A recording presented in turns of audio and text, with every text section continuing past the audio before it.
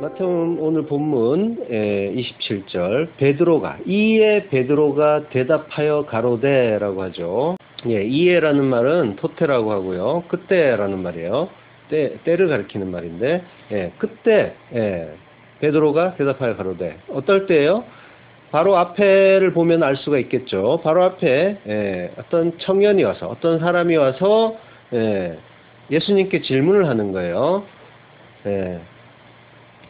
선생님이여 내가 무슨 선한 일을 하여 영생을 얻으리까?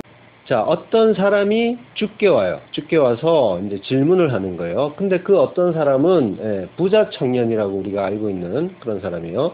누가복음에서는 어떤 관리라고 해요. 그러니까 그 관리라고도 하고 부자 청년이라고도 하는 그 사람이 영생에 대해서 간절한 마음을 가지고 예수님께 물어보는 거죠. 마가복음에서는 또 한 사람이 달려와서 꿇어앉아 여짜오도 해요. 그러니까 굉장히 겸손하다는 것도 알 수 있죠. 그러니까 재산도 많은 부자고 결혼하지 않은 청년이고 직장도 번듯한 공무원이고 겸손하고 신앙심도 깊어요. 예수님이 나열하신 또 계명들도 다 지켰다고 할 정도로 아주 훌륭한 그런 1등 신랑감인 거죠. 자, 그 부자 청년이 궁금해한 게 뭐예요? 영생이죠. 어떻게 해야 영생을 얻겠느냐 해요. 영생은 인간들이 갖고 싶어하는 그 궁극의 복이에요. 이 세상에서 많은 걸 누리던 자들이 어떻게 하면 이 세상에서 죽지 않고 영원히 나의 행복을 누릴 수 있을까 하면서 찾던 게 영생이었어요. 대표적인 게 진시황의 불로초죠. 천하를 제패하고 부귀와 권세를 한 손에 쥔 진시황이 이제 바랄 게 뭐가 있겠어요? 마지막으로 바랄 건 자기가 만든 자기의 그 천국에서 오래오래 죽지 않고 영원히 사는 거겠죠. 그래서 불로초를 찾아오라고 사람들을 보내는 거예요. 하나님을 모르는 인간들이 구하는 그 영생은 진리를 깨닫고 하나님 나라를 소망하는 영생이 아니라 이 세상의 육적인 욕망으로 가득 차 있는 상태에서 시간만 무한정 연장되는 그런 그 시간의 무한대, 이걸 영생으로 생각한단 말이에요. 이 세상에서 벗어날 생각은 하지 않고 이 세상에서의 그 연장되는 그 무한한 시간, 이걸 원하는 거예요. 인간들은 그걸 영생이라고 착각을 하는 거예요. 영생이 질이 다른 거죠.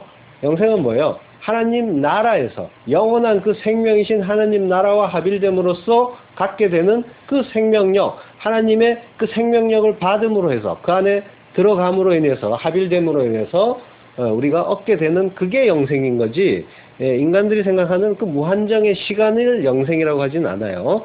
이런 식으로 본다면 지옥에서도 영원히 산단 말이에요. 영원한 시간이 있어요. 근데 그거는 영생이 아니라 영벌이라고 해요. 예수님은 영생을 이렇게 한마디로 정의하셨어요. 요한복음 17장 2절 아버지께서 아들에게 주신 모든 자에게 영생을 주게 하시려고 만민을 다스리는 권세를 아들에게 주셨음이로소이다. 영생은 곧 유일하신 참 하나님과 그의 보내신 자 예수 그리스도를 아는 것이니이다.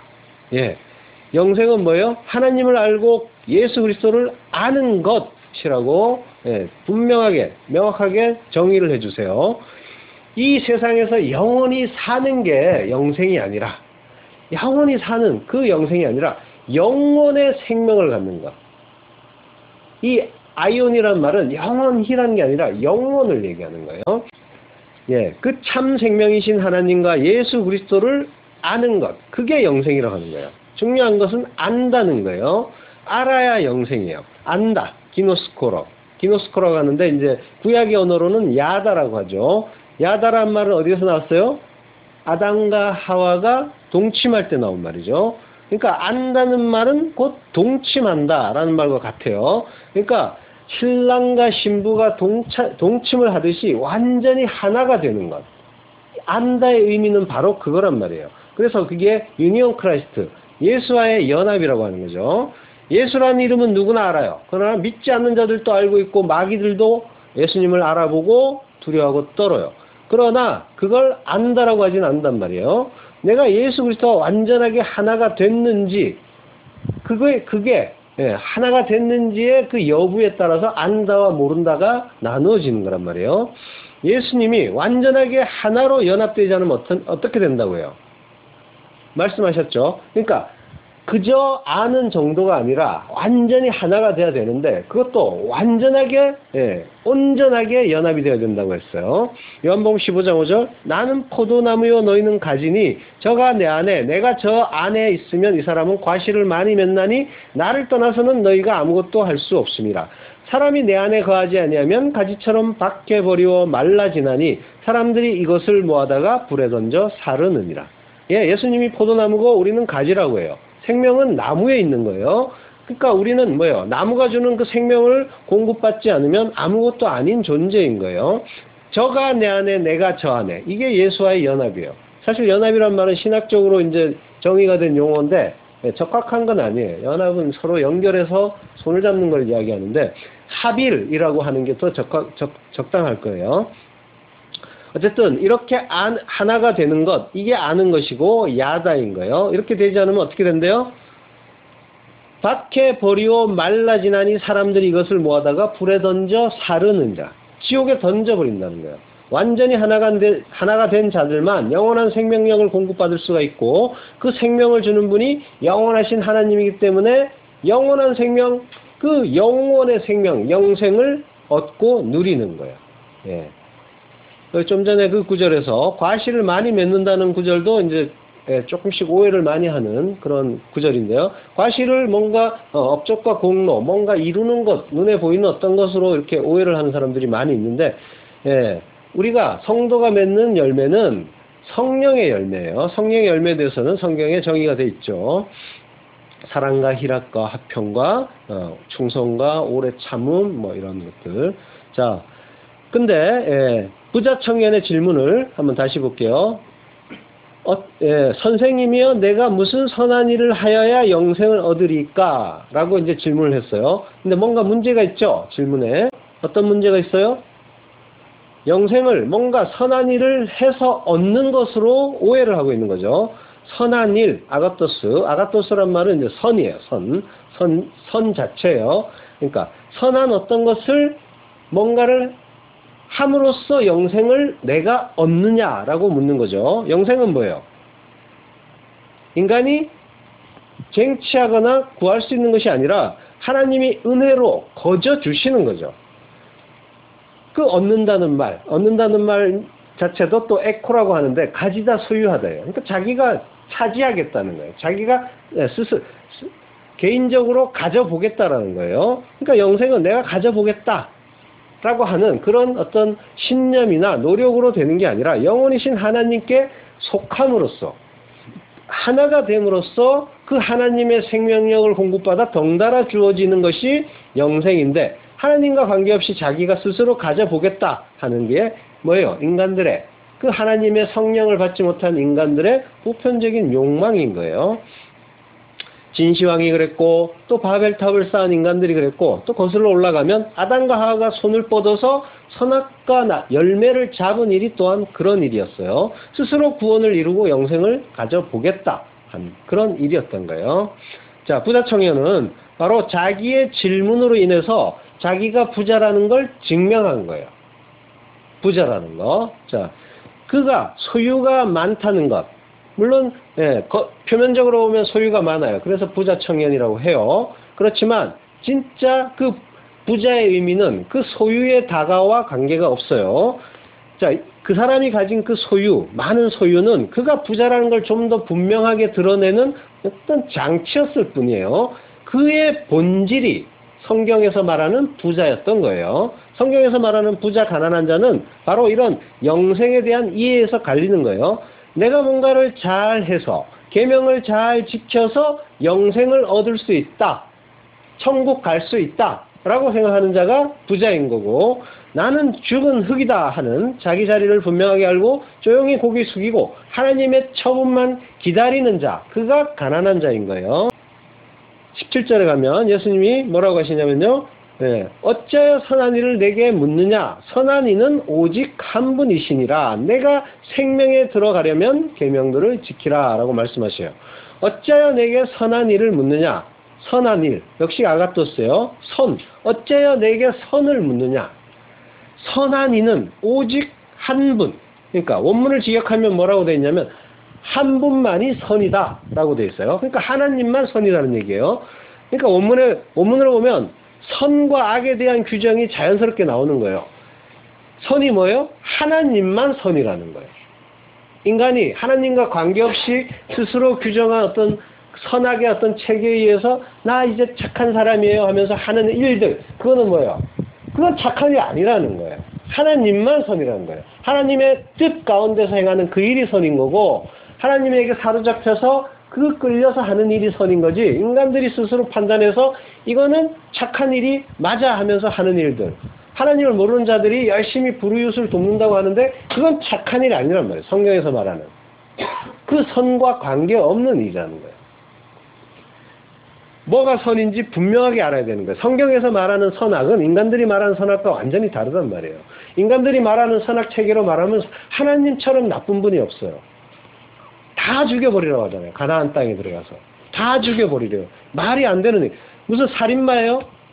그렇게 된단 말이에요. 인간들의 선악 체계로 하면. 그러니까 선악 체계 자체를 나의 것을 버리는 거예요. 그리고 하나님에게 맞추는 거예요. 내 건 없어지고 나의 판단은 없어지고 하나님의 그 판단, 하나님의 뜻만 남는 거예요. 이게 구원이고 이게 영생이고 이게 하나님의 아들인 거예요. 하나님 백성은 이 자리로 가는 거란 말이에요.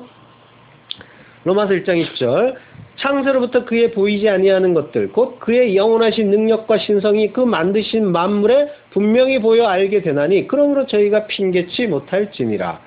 만물 모든 것에, 이 세상 하나님이 만드신 모든 것에 하나님의 능력과 신성이 그 안에, 그 만물 안에, 포예야, 그 창조물 안에, 피조물이죠. 창조하신 그 물 안에, 물건 안에, 물질 안에, 피조물 안에 다 들어있다는 거예요. 모든 것이 하나님을 담고 있고 말씀으로 지어졌으므로 말씀을 담고 있고, 그 말씀은 구원의 복음이니까 구원의 복음을 담고 있고, 그 구원의 복음이 진리니까 진리를 담고 있는 거예요. 이 세상 모든 것이. 그걸 보면 어떻게 된대요? 알게 된다고 하죠. 만물에 분명히 보여 알게 되나니, 노메오, 깨닫게 되어 있다라고 하는 거예요. 깨닫는다라는 말이에요. 그러니까 깨닫게 되어 있으니까 어떻게 해요? 핑계치 못한다, 변명하지 못한다 하는 거예요. 자, 그래서 예수님이 성육신하신 그 하나님이 노메오라는 그 말씀, 알게 된다는 그 말씀을 쓰시면서 왜 알지 못하느냐라고 야단을 치신단 말이에요. 마가복음 16장 9절, 너희가 아직도 깨닫지 못하느냐라고 야단을 치시고요. 마태복음 16장 11절, 어찌 내 말한 것이 떡에 관함이 아닌 줄을 깨닫지 못하느냐, 알지 못하느냐고 자꾸 야단 치신단 말이에요. 마가복음 7장 18절 보면요, 너희도 이렇게 깨달음이 없느냐, 무엇이든지 밖에서 들어가는 것이 능히 사람을 더럽게 하지 못함을 알지 못하느냐, 이렇게 야단을 치신단 말이에요. 하나님이 답답해 하시는 게 바로 이런 거예요. 근데 그 중에서도 구원과 영생이 뭔가를 해서 어떤 선한 일을 해서 얻어내는 것이라고 착각하는 거예요. 구원과 영생은 피조물이 스스로 만들어내거나 얻어내는 게 아니라 선하신 그 분에 의해서, 선하신 그 한 분에 의해서 거저 주어지는 거란 말이에요. 전부 멸망해야 될 그 죄인들인데 그 선하신 분의 선의에 의해서 구원을 받고 그리고 영생을 받는 거란 말이에요. 그래서 예수님이 영생을 주는 선한 분은 하나님인데 어찌하여 나에게 선한 행위를 물어보느냐라고 하신 거예요. 그 청년이 그 다음에 뭐라고요? 자기는 어려서부터 다 지켰대요. 그 율법들을 다 지켰대요. 그러니까 그러면서 이제 그 10계명의 6개 계명부터 쭉 이야기를 해요. 그걸 또 다 지켰다고 해요. 뭐예요? 율법을 지켜서 나의 가치를 상승시키려고 하는 것. 그 속에 담긴 구원의 참뜻은 깨닫지 못하고 그걸 행함으로써 나 잘했다라고 자랑하는 것. 이게 부자란 말이에요. 그래서 그는 부자인 거예요. 그는 하나님의 말씀을 그렇게 하라 하지 말라의 율법으로 보면서 다 지켰다고 하는 거예요. 그 의미를 깨닫고 그걸 자기 안에 간직해야 되는데 그 의미는 모르고 겉으로 드러나는 그 말씀, 표피적인 그 행위의 말씀만 보면서 그걸 행했다, 다 행했다라고 하는 거예요. 그래서 부자라고 하는 거예요. 그때 예수님이 뭐라고 하세요? 그러면 내가 가진 걸 다 팔아서 다른 사람을 줘봐라 라고 말씀하세요. 이거는 뭐예요? 단순히 재산 다 팔아서 나눠주고 와 이렇게 보면 안 돼요. 이 구절을 들어가지고 오해한 사람들이 많이 있어요. 그래서 재산 다 팔아가지고 뭐 산에 들어가서 공동체를 모아서 살기도 하고, 또 교회에서 목사들이 재산 다 바쳐야 천국 간다 하면서 사기를 치는 경우도 많이 있었는데, 그런 이야기가 아니에요. 물건 팔란 얘기가 아니에요. 소유를 가진 재산 팔란 얘기가 아니었단 말이에요. 자, 부자 청년 어려서부터 율법을 다 지키고 그걸로 뭘 했어요? 자기의 자랑을 삼았어요. 나 그거 다 지켰어요. 그래서 나도 선하다는 거예요. 선하신 선생님이요. 그 속에는 뭐예요? 나도 선하다는 걸 인정받고 싶어하는 마음이 담겨있는 말이었던 거예요. 지금도 세상에는 이런 부자들이 많이 있어요. 성경을 몇 번 읽었다, 성경 구절을 달달 외웠다, 기도를 엄청 잘해서 한번 시작하면 1시간, 2시간 간다, 하루에 5시간씩 기도하기도 한다, 일천 번제를 드리고 있다, 40일 금식 기도 3번, 4번 했다, 매주 기도원 간다. 신앙 생활을 가지고도 자기 자랑을 삼고 남과 비교해서 우월한 걸 천국의 입장권으로 여기기도 한단 말이에요. 이런 자들이 부자인 거예요. 온 율법은 뭐예요? 하나로 축약이 되죠. 뭐로 축약이 돼요? 아가페, 사랑으로 축약이 된단 말이에요. 그러면 율법을 다 지켰습니다. 그 진리를 알고 그 율법을 다 지켰습니다 하는 그 부자 청년은 뭐예요? 사랑을 가진 게 된 거죠. 사랑을 가졌다는 게 되는 거죠. 사실 진짜로 그 율법을 제대로 깨닫고 지켰다면. 그럼 뭐예요? 다 팔아서 이웃에게 줘봐 했을 때 뭐예요? 고민할 게 없죠. 나는 그 사랑 가지고 있으니까 예 알겠습니다 하고 달려나가서 그 사랑 줄 수 있단 말이에요. 근데 그는 그 사랑을 가진 게 아니라 그냥 행했던 거예요. 겉으로 보고. 그래서 그는 줄 수 있는 게 없었단 말이에요. 그러니까 결국 돌아볼 수 있는 건 뭐예요? 자기 재산밖에 볼 수밖에 없단 말이에요. 그거 다 팔아야 되는가 고민하면서 떠나간 거예요. 그 선악의 두 마음, 탐심으로 하나님의 말씀을 율법으로 지켰기 때문에 줄 수 있는 게 아무것도 없단 말이에요. 이거는 뭐예요? 그가 행했던 건 뭐예요? 자기 거였어요. 내가 이걸 해서 나로 만들었단 말이에요. 나의 자랑, 존경받는 나, 칭찬받는 나, 율법 잘 지킨 나, 이걸 쌓는데, 바벨탑 쌓는데 그 말씀을 갖다가 들어 쓴 거지, 그걸 통해서 진리를 향해서 나아가지 못했단 말이에요. 그래서 뭐예요? 내 거기 때문에 다른 사람을 주면 어떻게 돼요? 나는 깔아앉아 버리는 게 되는 거죠. 이 사람들에게. 그러니까 줄 수가 없단 말이에요. 그러니까 고민스러운 거예요. 주면은 나는 천국 못 가는데. 이렇게 돼버리는 거죠. 세상의 부자들은 그래서 줄 수 있는 게 없단 말이에요. 자, 예수님이 그래서 그가 부자라는 게 들통을 나게 하시고 그가 떠나가는 거예요. 내가 가진 그 소유 다 팔아서 가난한 자에게 줘봐. 그 푸토코스에게 줘봐 라고 하셨어요. 그때 그 줄 수 없기 때문에 그가 부자 청년이 근심하면서 떠나갔죠. 근데 푸토코스는 뭐예요? 예수님이 주라고 한 그 가난한 자는 어떤 자예요? 그것만 있어야 된다고 하는 자. 하늘에 그 하나님만 있어야 하는 자. 뭐예요? 심령이 가난한 자. 성령이 가난한 자. 하나님으로 배고픈 자. 그를 푸토코스라고 한단 말이에요. 성경에서 푸토코스라고 하는 건. 그러니까 그 사람들에게 주어라. 네가 다 지켰으니까 네 안에 그 사랑이 있느냐? 있으면은 그 하나님만으로 살 수밖에 없다고 하는 그 자들. 나는 다른 거, 이 세상의 것, 모든 것 다 필요 없고 하나님만 있으면 돼요 하는 자. 그거 없으면 나 죽어야 하는 자. 그가 푸토코스란 말이에요. 진짜 가난한 자. 절대적인 가난한 자. 하나님이 도와주지 않으면 살 수 없는 자. 그에게 주라라고 예수님은 말씀하셨는데 부자는 뭐예요? 그걸 줄 수 없기 때문에 고통하면서 떠나갔어요. 근심한다는 말은 리페어예요. 리페어란 말은 고통스러워한단 말이에요. 고통스러워하면서 괴로워하면서 떠나갔어요. 줄 수 있는 게 없었단 말이에요. 자, 만약에 예수님이 페네스라고 했다면 그 페네스란 말은 가난한 자예요. 상대적인 가난. 그 사람은 자기가 가진 것은 많지 않지만 노력에 의해서 뭔가를 좀 더 얻을 수 있는 자예요. 그를 페네스라고 하는데 예수님은 푸토코스라고 했단 말이에요. 그는 도움이 없으면 절대로 살 수 없는 자. 그러니까 예수님이 말씀하신 건 하늘의 그 가난한 자, 하늘의 거지들을 말씀하신 거란 말이에요.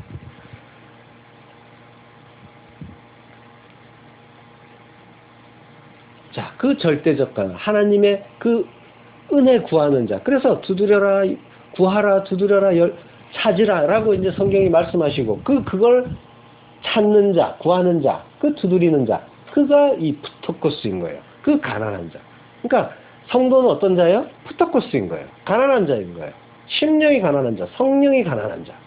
푸뉴마, 심령은 푸뉴마, 성령이란 말이에요.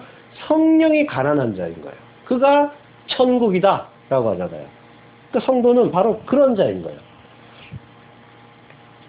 예수님은 지금 그 페네스가 아니라 푸토코스에게 그걸 주라고 말씀하셨고, 청년은 줄 수 없어서 괴로워하면서 떠났단 말이에요.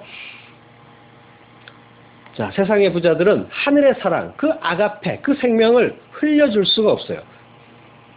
그 심령이 가난한 자, 성령이 가난한 자, 그 천국 백성들은 세상의 부자들의 그 소유로는 절대로 만족할 수가 없는 자들이에요. 그것들이 무가치하다는 것을 알기 때문에, 그것들은 곧 썩어질 것이고 없어질 것이라는 걸 알기 때문에 진짜 생명이신 하나님, 성령, 푸뉴마만 구한단 말이에요. 그래서 구하고 찾고 두드리는 거예요. 그래서 진리는 우리 안에 오셔서 우리를 구원하는 성령이고 영원한 하나님이고 그분의 아가페 사랑인 거예요. 그 하나님 사랑을 알았으면 그는 당연히 그걸 이웃에게 전해주게 되어 있었어요. 근데 이게 바로 이것이 구원의 말씀이고 진리고 예수고 복음이란 말이에요. 이런 이 하나님의 그 말씀을 다 깨달아서 그 계명이 하나님의 그 구원의 복음이고 말씀이고 진리고 생명이라는 걸 가르쳐 줄 수 있는 자가 되는 거란 말이에요. 그가 사랑이 된 자고, 아가페토스, 사랑이 된 자, 사랑을 깨달아서 그 안에 사랑을 간직한 자를 사랑이 된 자라고 한단 말이에요. 사랑하는 자들아 라고 하는데 그게 사랑이 된 자라는 뜻이란 말이에요. 그 자들은 뭐예요? 그 사랑이 되었기 때문에, 그 안에 사랑이 있기 때문에 다른 이에게 그 사랑을 넘겨줄 수 있게 된단 말이에요. 그게 이웃 사랑이에요.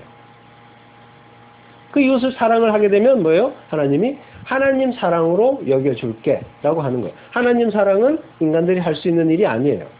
하나님만 할 수 있단 말이에요.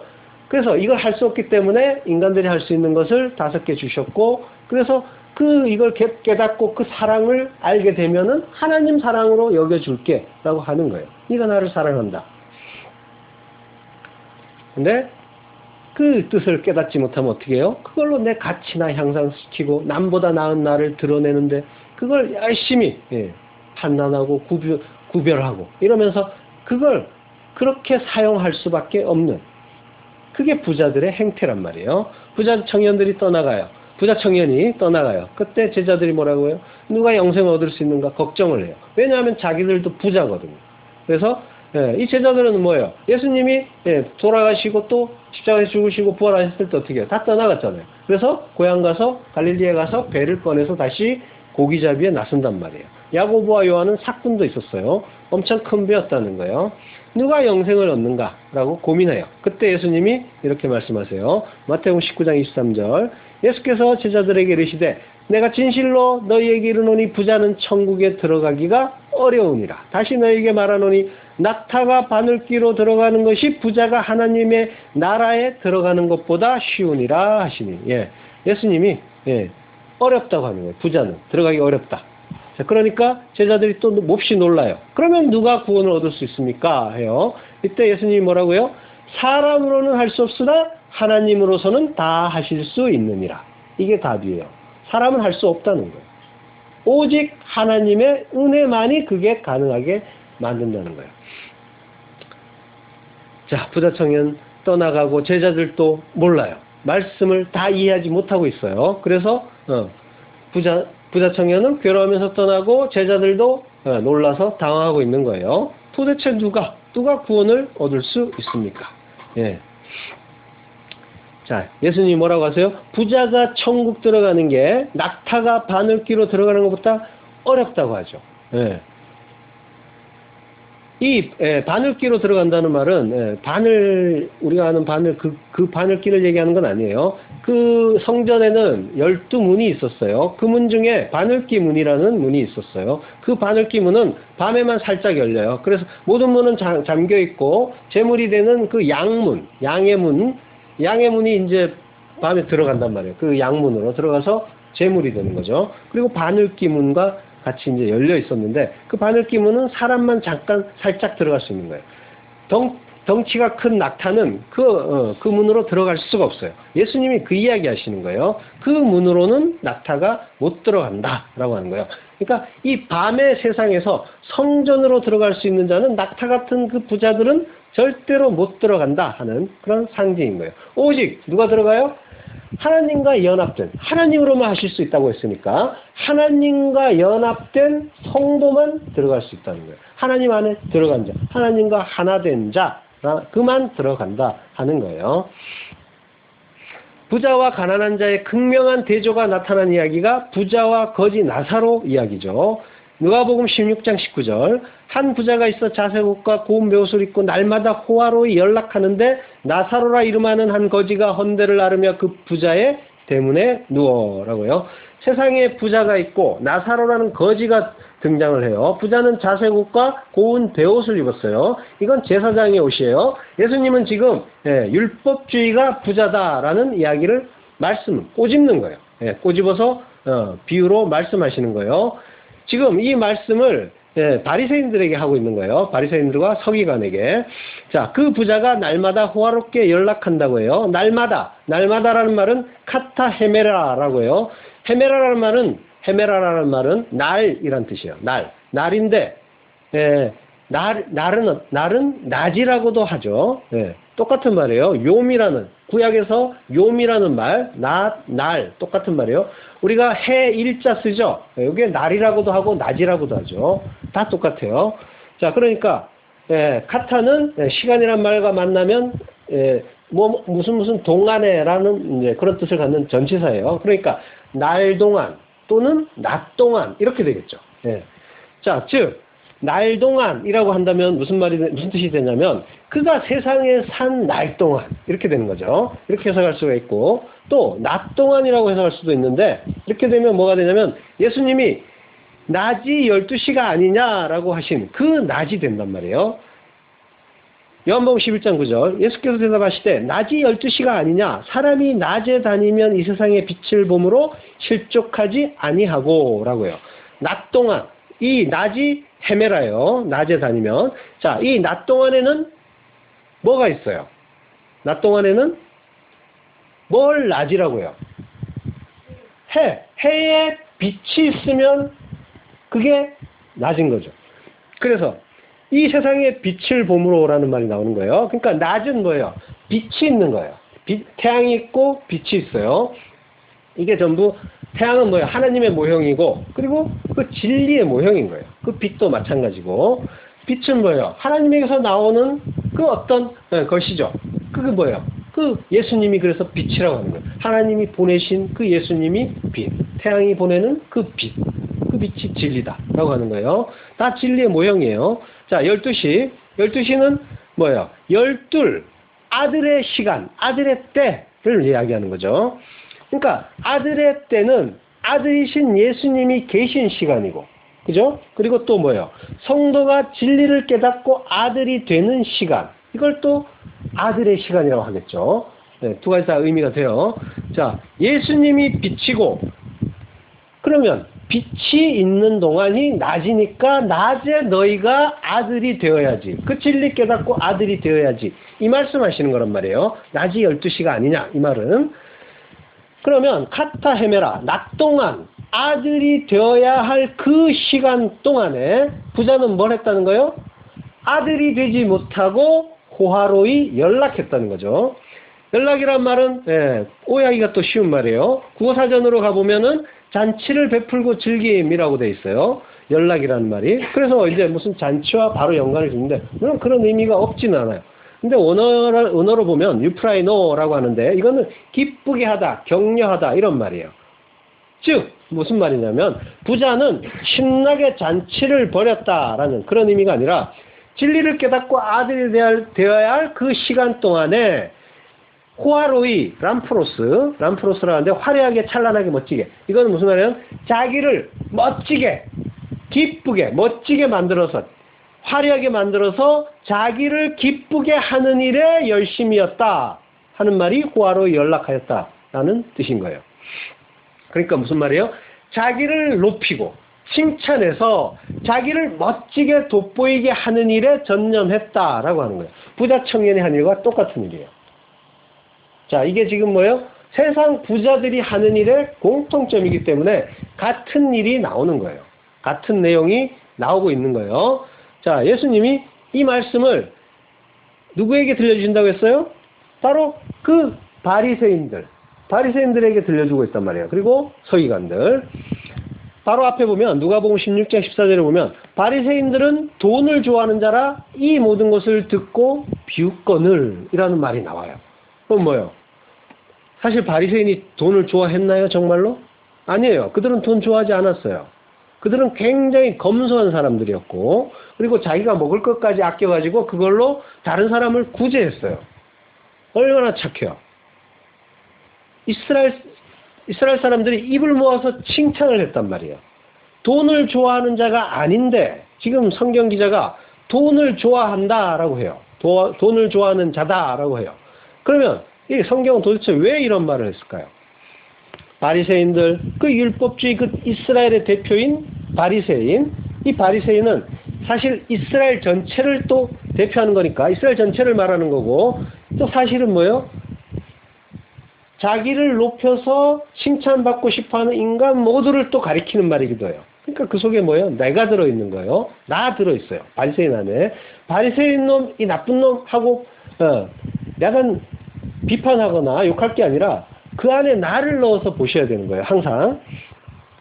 자, 인간들이 하나님의 말씀을 자기 중심의 두 마음, 선악의 두 마음, 탐심으로 보게 되니까 구원의 복음인 그 말씀을 율법으로 이해를 해서 그걸 잘 지킴으로써 자기의 가치를 높이고 사람들에게 칭찬을 받는 도구로 사용을 했죠. 그때 보이지 않는 하나님 나라를 보지 못하는 자들은 어때요?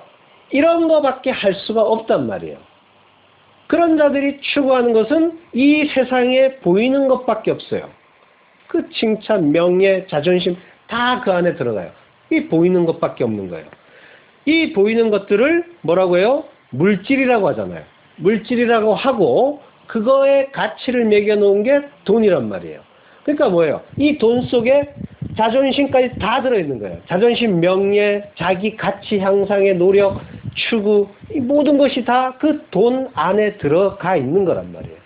단순히 그 액수가 적혀있는 그 돈만 이야기하는 게 아니란 말이에요. 보이지 않는 그 나라를 보지 못하는 자들이 이 세상에서 가치 있다고 생각하는 이 세상 것들을 다 합치면 그게 전부 돈인 거예요.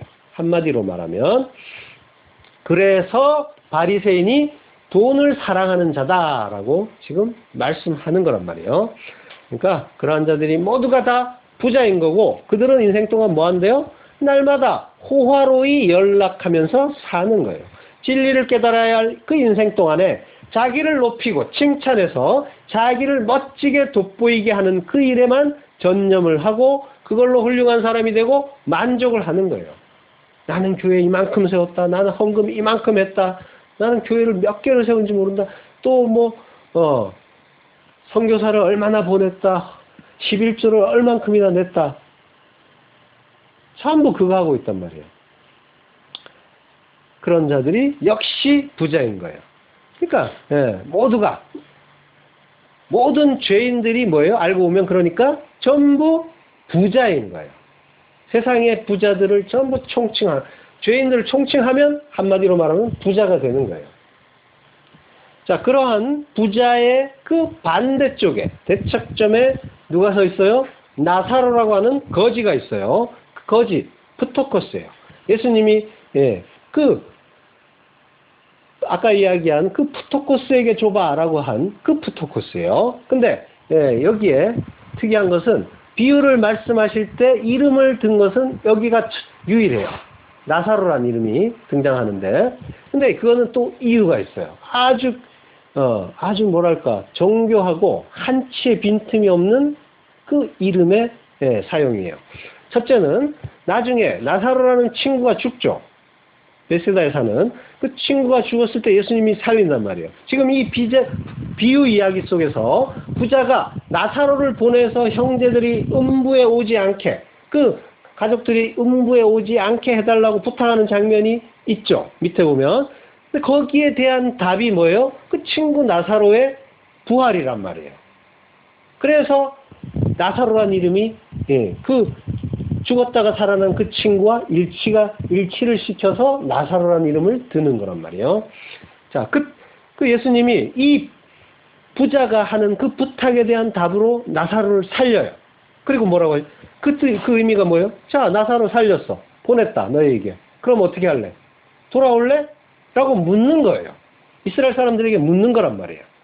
이스라엘이 그 나사로를 죽었다가 살아난 그 나사로 보면서 믿었나요? 안 믿었죠. 예. 오히려 어떻게 하면 저 나사로와 예수를 죽일까? 궁리했단 말이에요. 그러니까 뭐예요? 결국은 그 모세와 선지자에게 그 듣지 못하면은 너희는 죽었다가 살아난 자가 너희에게 가도 너희는 못 믿는다 하는 그 말씀이 맞는 말이라는 걸 증명을 하는 거란 말이에요. 그래서 그 나사로라는 이름이 붙어 있는 거예요. 거지에게. 자, 두 번째, 거지에게 나사로라는 이름이 붙은 이유. 두 번째는 나사로라는 이름의 뜻이 뭐냐면 하나님이 돕는다라는 뜻이에요. 그러면 거지 나사로 하면은 그 뜻이 어떻게 돼요? 거지 나사로 하면 하나님이 돕는 거지라는 의미가 되는 거죠. 하나님이 도왔는데 거지예요. 예수님이 지금 절묘하게 그 거지의 이름을 붙이신 걸 알 수가 있죠. 자, 하나님이 도왔더니 거지가 됐어요. 하나님이 돕지 않은 자들은 어떻게 됐어요? 부자가 됐죠. 반대로 하나님이 돕는 자들은 거지가 된다는 거죠. 자, 이거는 귀 있는 자만 들을 수 있는 이야기예요. 자, 하나님이 도우셔서 푸토코스, 하나님 없으면 안 돼요 하는 그 절대적 가난의 그 거지가 되었어요. 그 거지가 부자의 대문 앞에 누워서 부자의 상에서 떨어지는 걸 받아먹고 살아요. 근데 그 거지는 부자의 대문에 누워있는 게 아니라 발로라는 그 동사가 쓰여요. 누워있다라고 우리 성경에는 되어 있는데 발로의 그 동사 직설법 과거 완료 수동태 3인칭 단수가 쓰여요. 그러니까 무슨 말이냐면 그가 던져져 있다라는 말이에요. 발로가 던지다는 말이니까 수동태니까 던져져 있다. 던져져 있어요. 그 거지가 던져져 있는 거예요. 대문이라는 말은 필론이라고요. 필론은 율법주의의 성전을 가리키는 거예요. 성전문을 필론이라고 하는 거예요. 사도행전 14장 13절에 보면 성박스스 신당의 제사장이 소와 화관들을 가지고 대문 앞에 와서 무리와 함께 제사하고자 하니라고 해요. 그 성전의 그 문을 이야기하는 거예요. 그리고 요한계시록에도 그 성전문이라는 말로 많이 나와요. 필론이라는 말이. 자, 그러니까 나사로가 부자의 문에 있다는 건 율법주의의 대문에 던져진, 대문 밖으로 배척된 그런 거지라는 거예요. 배척을 받는 거지. 마음이 가난한 자. 그가 거지라고 했죠. 자, 이게 무슨 말이냐면 율법주의자들은 하나님의 그 은혜만 구하는 그 하늘의 거지들을 조롱하고 비판하게 되어 있어요. 뭐라고 비판하냐면요. 너는 왜 도대체 그 모양으로 사느냐? 믿음도 좋고 천국도 좋지만 이 세상에서도 잘 돼야지. 그래야 하나님의 영광을 높일 수가 있지. 라고 하는 거예요. 사람들에게 칭찬도 좀 받고 존경도 받아야지. 세상에서도 잘 돼야 하나님의 자녀지.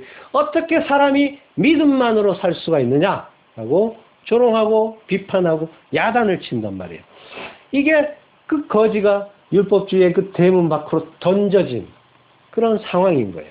이 세상에서 하나님이 돕는 거지들은 이렇게 무시와 조롱과 비판을 받게 되는 거예요. 그 거지의 헌대를 개가 핥아요. 거지를 개 취급한 거예요. 율법주의자들에게 하늘의 거지는 개 취급을 받게 되어 있어요.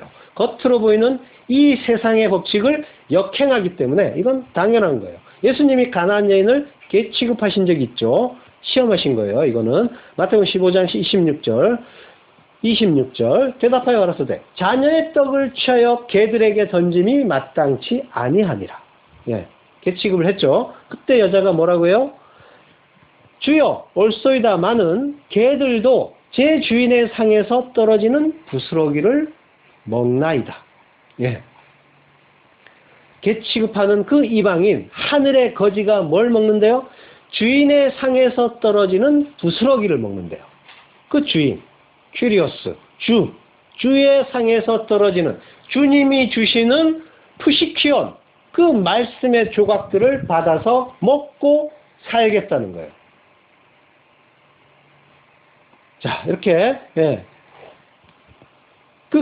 나사로와 그 개 이야기는 이 세상에서 개 취급받는 자, 그 부자들, 그 율법주의, 옛성전, 그 부자의 상, 그 재단에서 떨어지는 그걸 하나님의 그 진리로 알아먹고 그걸 받아서 하나님만 구하는 거지가 되더라는 거예요. 하나님의 도움을 받았더니 이 율법주의 세상에서 그런 거지들이 나타나더라는 거예요. 하나님이 도우면. 그런데 그 부스러기를 그냥 조각으로 가루로 받아버리면 어떻게 돼요? 요한복음 13장 26절 예수께서 대답하시되 내가 한 조각을 찍어다가 주는 자가 그니라 하시고 곧 한 조각을 찍으셔다가 가롯 시몬의 아들 유다를 주시니 조각을 받은 후 곧 사단이 그 속에 들어간지라. 예. 그러니까 예수님의 제자 중에서 가장 멋있는 인물이 누구예요? 바로 가롯 유다예요. 세상 사람들이 보기에. 유다는 예수님을 팔았지만 이거는 뭐예요? 상금에 눈이 어두웠거나 어떤 욕심이 있어서가 아니에요. 예수님이 붙잡히시고 나니까 제자들이 뿔뿔이 흩어졌죠. 베드로는 다 주를 버릴지라도 나는 언제든지 버리지 아니하겠나이다 라고 자신만만해 하다가 어떻게 됐어요? 큰 소리 쳐놓고는 상황이 바뀌니까 벌벌 떨면서 예수님 3번 부인하고 저주까지 했어요. 그런데 오직 그 유다만이 그 서슬퍼른 그 제사장들 앞으로 달려가서 예수님은 무죄하시다라고 주장하면서 그 돈 집어 던졌단 말이에요. 풀어주라고. 그리고 어떻게 해요? 아주 남자답게 밖으로 나가서 자기 죄를 자기가 갖겠다고 하면서 목을 매서 자살을 해버렸어요. 바로 세상의 부자의 모습이에요. 자기를 챙기고 자기의 뜻 지키고 이게 세상 부자의 모습이에요. 근데 그 부자가 뭘 먹었다고 해요? 조각을 먹었는데 아까는 뭐예요? 그 가나안 여자가 푸시키온을 먹었죠. 근데 이 유다는 푸소미온이라는 걸 먹어요. 푸소미온은 파편, 단편이라는 그런 뜻이에요. 그러니까 생명의 떡을 작은 파편으로 받으면 이거는 뭐예요? 율법주의가 되고 이 자는 뭐예요? 예수 팔아먹고 예수 죽이고 멸망하는 자가 된다라는 그 이야기를 담고 있는 거예요. 생명의 떡인 그 말씀을 푸소미온, 그 파편으로 받으면 그들은 말씀을 율법으로, 법으로 표피적으로 보게 돼서 말씀의 참뜻을 깨닫지 못하고 자기의 행위에 가치를 두게 되는 거예요. 하나하나 잘라서 보게 되니까. 요거 하래.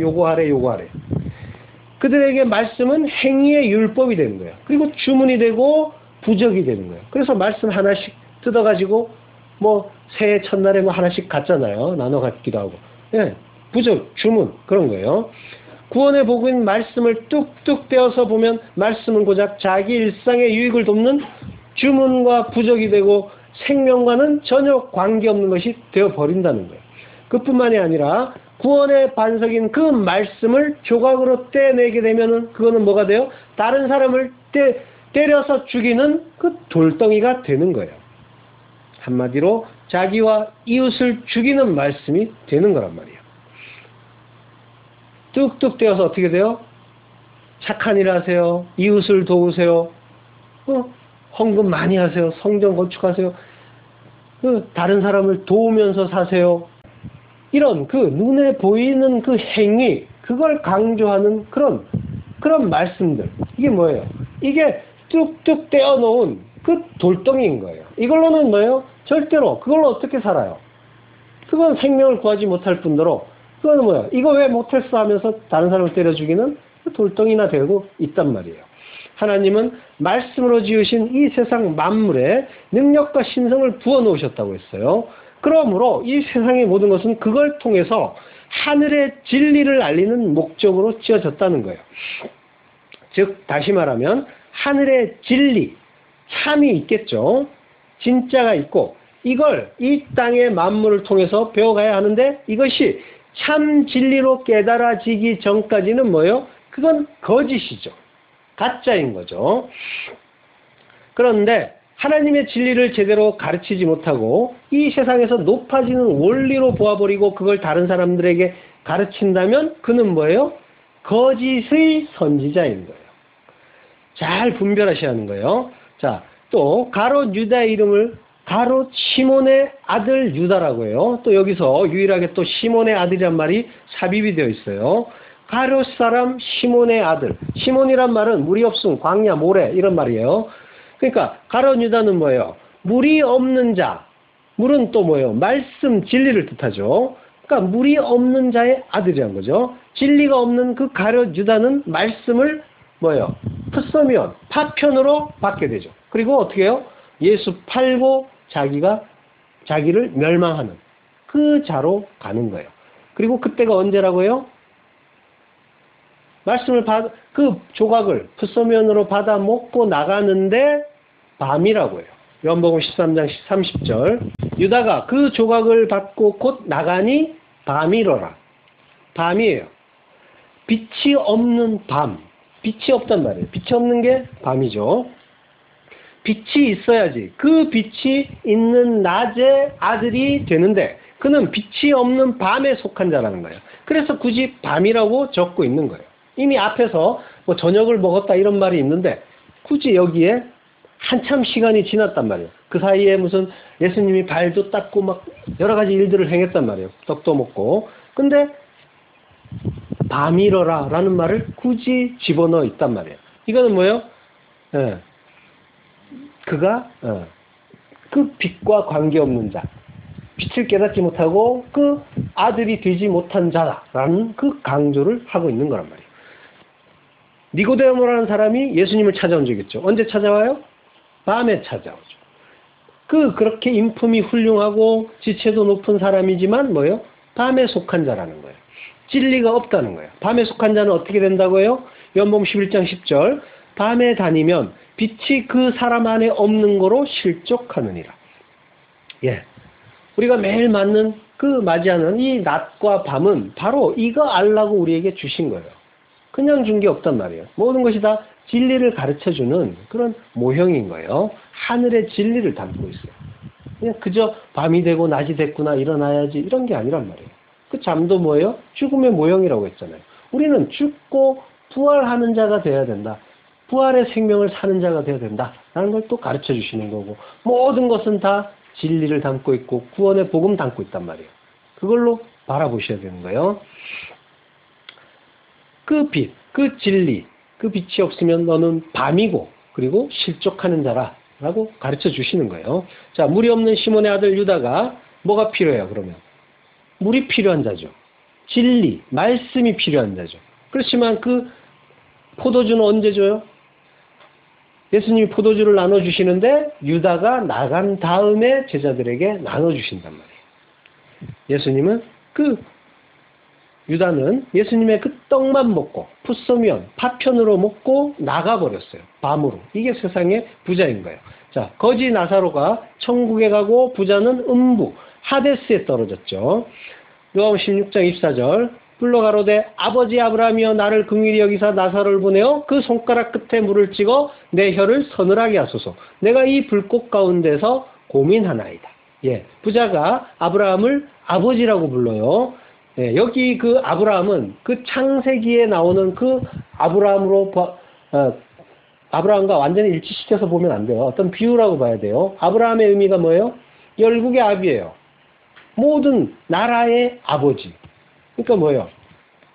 어떤 그 택한 어떤 무리의 아버지. 그러니까 하나님 아버지를 말하기도 해요.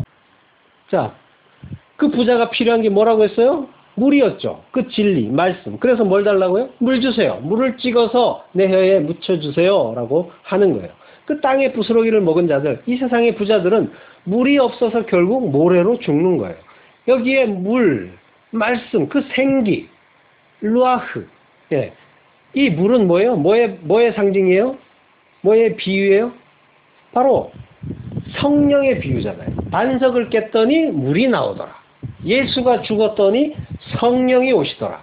그 성령의 비유란 말이에요. 그 말씀, 그 진리, 생명이신 그 진리, 그 성령, 그 성령이 부어져야 그가 생명이 되는데 이게 없어서 멸망한다는 거예요.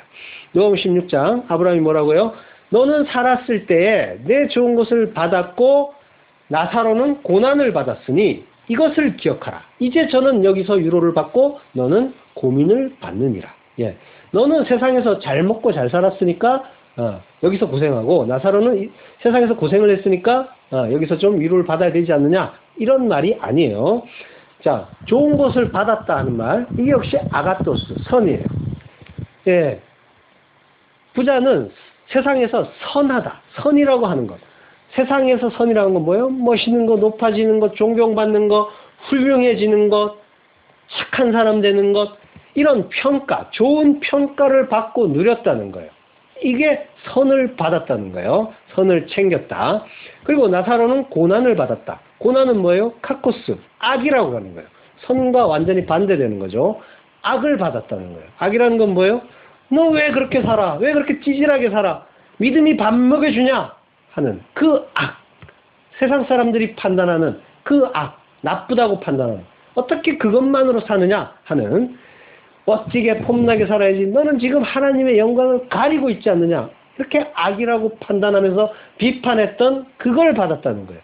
그래서 나처럼 사람들이 존경받고 대접해줘야지 그게 하나님의 영광이지. 너처럼 찌질하게 살면 하나님의 영광 가리는 게 아니냐. 너는 악하다라고 비판을 받는 그 악이란 말이에요.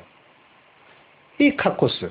이렇게 하늘의 거지, 하나님이 도와준 거지는 이 세상에서 카코스, 악하다, 나쁘다, 좋지 않다 하는 평가를 받는 거예요. 너는 세상에서 선하다는 평가를 받았다라고 아브라함이 말하죠. 왜? 날마다 연락했으니까. 열심히 깨끗하게 살아서 자기를 기쁘게 했으니까. 칭찬받았으니까. 그런 삶을 살았으니까. 그래서 아가토스, 선이라는 평가를 받았습니다. 나사로는 그 율법주의의 대문 밖에서 던져져서 진리만 받아먹고 그 부스러기, 그 푸시키온, 그 진리를 받아서 먹고 살았으니까 세상은 그를 무가치 여겼을지언정 뭐예요? 그는 진리를 받고 아들로 자라고 있었던 거죠. 자, 진리가 밥 먹여주냐? 믿음이 밥 먹여주냐? 하나님의 뜻을 구할 게 아니라 너도 노력을 해야지. 이 세상 부자들의 그 외침이잖아요. 계획을 세우고 노력을 좀 해봐라. 그러면 하나님이 도와주신다고 하지 않느냐? 세상 부자들의 이 주장이란 말이에요. 신념이고. 성경 어디에 이런 말이 있어요. 그렇지만 많은 기독교인들이 이런 게 성경에 있다고 믿어요. 놀라운 믿음이에요. 아닙니다. 하나님의 뜻은 하나님의 자녀가 이 세상에서 꿀리지 않고 떵떵거리고 사는 게 아니라 하나님의 뜻은 처음부터 끝까지 하나님 나라 만드는 데 있어요. 그 나라, 그 약속의 땅, 그건 또 어디에서 이루어져요? 성도의 안에서 이루어진단 말이에요. 그러니까 하나님을 대적하는 원수인 나를 열심히 죽여가고 계신 거고, 그게 우리의 인생 내내 카타 헤메라, 날 동안 우리의 안에서 벌어지는 일이고, 성도가 하나님의 그 도우심으로 거지가 되는 일인 거예요. 하나님의 그 도우심으로 이제 하늘의 거지가 된 자들은 하나님의 그 말씀, 하나님만 생명이라는 걸 알게 되고, 그리고 그거 주세요. 그거 없으면 나는 못 살아요. 세상의 부귀영화 다 필요 없고 나는 하나님이 고파요. 성령이 고파요. 하면서 성령 주세요. 그 진리, 그 생명 주세요. 그것만 구하는 하늘의 푸토코스. 그 하나님이 도우시는 그 거지가 되어서 이 세상에서 자유롭게 풀려나는 거란 말이에요. 세상의 부자들이 뭐라고 손가락질을 하건 말건. 다음 시간에 계속하겠습니다. 하나님 은혜를 감사합니다. 네, 하나님의 그 도우심으로 우리를 날마다 거지 만들어 주시니 감사합니다. 모든 것 다 털리고 오직 하나님만 남을 수 있도록 하나님 저희를 그 말씀의 검으로 쪼개주시고 잘라주시고 그리고 다 가져가 주시고 오직 그 생명이신 하나님만 남을 수 있도록 하나님 은혜를 내려 주옵소서. 오늘 모든 말씀 예수 그리스도 이름으로 기도했습니다.